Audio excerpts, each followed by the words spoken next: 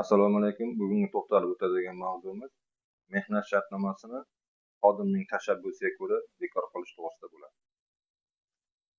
Xodimning tashabbusiga ko'ra nomuayyan muddatga tuzilgan mehnat shartnomasini yoki muddatli mehnat shartnomasini muddati tugagunga qadar 14 kun oldin ish beruvchini yozma shaklda ogohlantirish berish kerak.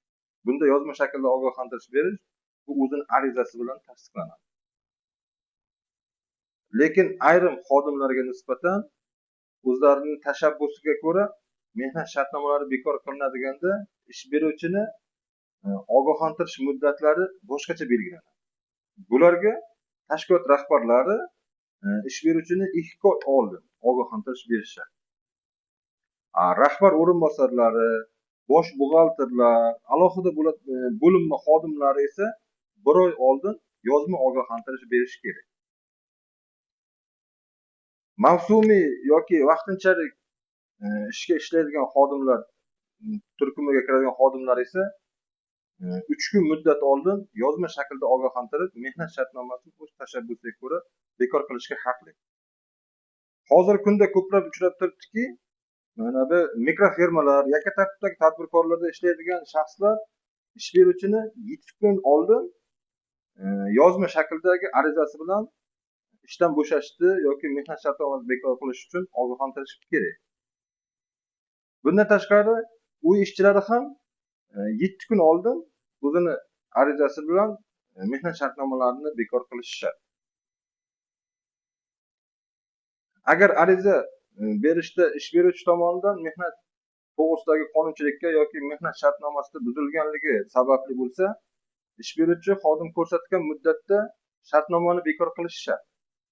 Masalan, xodim pensiyaga chiqishi mumkin, oliy o'quv yurti yoki o'quv kurslariga, o'quv yurtlariga kirgan bo'lishi mumkin. Bundan tashqari boshqa sabablar ham bo'lishi mumkin. Qanaqadir sog'lig'ini sabab bo'lishi mumkin.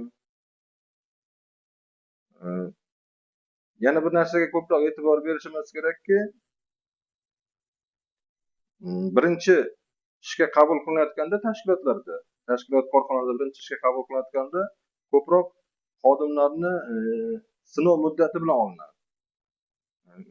1 oydan 3 oygacha sinov muddati yoki qanaqadir vaziyatda 4 oy, 5 oy, 6 oygacha bo'lishi mumkin. Ko'proq 3 oygacha hisoblanadi. Ushbu sinov muddati davrida xodim tomonidan ish beruvchini 3 kun muddat oldin yozma ravishda ogohlantirib, mehnat shartnomasini bekor qilish to'g'risida ogohlantirish kerak bo'ladi. Sportchilar yoki murabbiylar uchun ogohlantirish muddati sport federatsiyalarining tavsiyalari asosida mehnat shartnomasi bilan alohida belgilanadi sportchilar. Bundan tashqari, ogohlantirish muddatining o'tishi ish beruvchi tomonidan xodimning mehnat shartnomasini bekor qilish to'g'risidagi arizasini olingandan keyingi kundan boshlanadi. Xodim mehnat shartnomasini bekor qilish to'g'risidagi arizani pochta orqali ham yuborishi mumkin. Bunga o'zini huquqi bor. Bunda mehnat shartnomasini bekor qilish haqidagi ogohlantirish, ya'ni arizani muddatini hisoblab chiqarishda ish beruvchi tomonidan ariza olingan sana, e'tibor bering, ariza olingan sanadan ertasi kundan keyin boshlanadi. Xodim va ish beruvchi o'rtasida kelishuvga ko'ra mehnat shartnomasini ogohlantirish muddati tugashiga qadar ham bekor bo'lishi mumkin. Xodim va ish beruvchi o'rtasida kelishuvga ko'ra qisqartirilgan ogohlantirish muddati tugagandan keyin xodim ishni tugatishga haqli.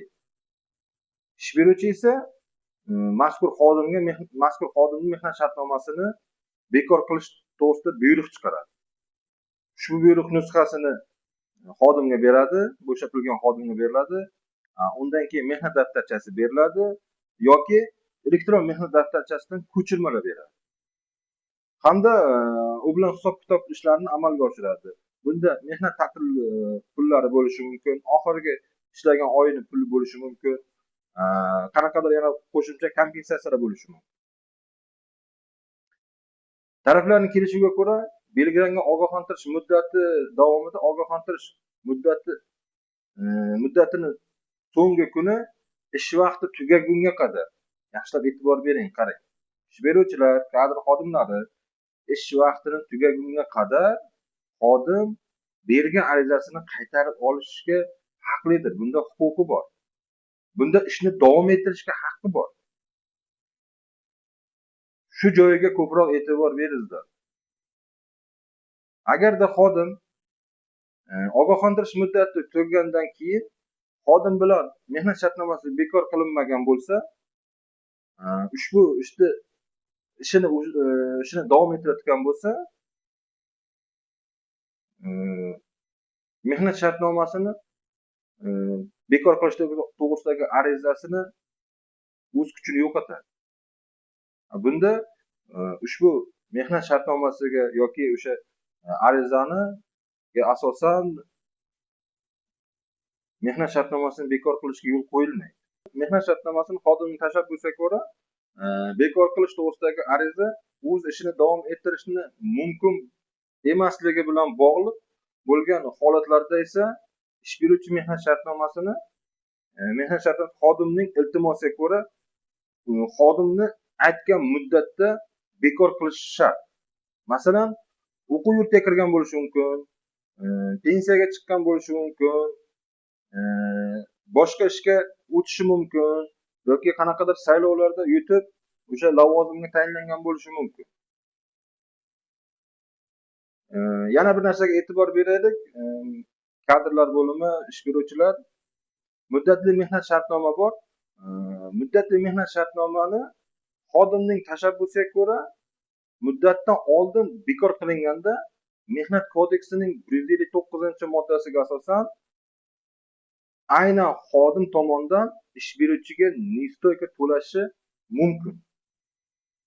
Agarda xodim yoki ish beruvchi tomonidan qanaqadir nestoyka to'lashni rad etilgan holatlarda bunda sud tartibida undirilishi mumkin. Sizlarni qiziqtirgan savollar bo'lsa, Telegram kanalimizga o'tib savol yo'llashingiz mumkin. Savollaringizga atroflicha javob beraman. Bizni kuzatishda davom eting. Sizga qiziq bo'lgan ma'lumotlarni yoritib berishga harakat qilaman.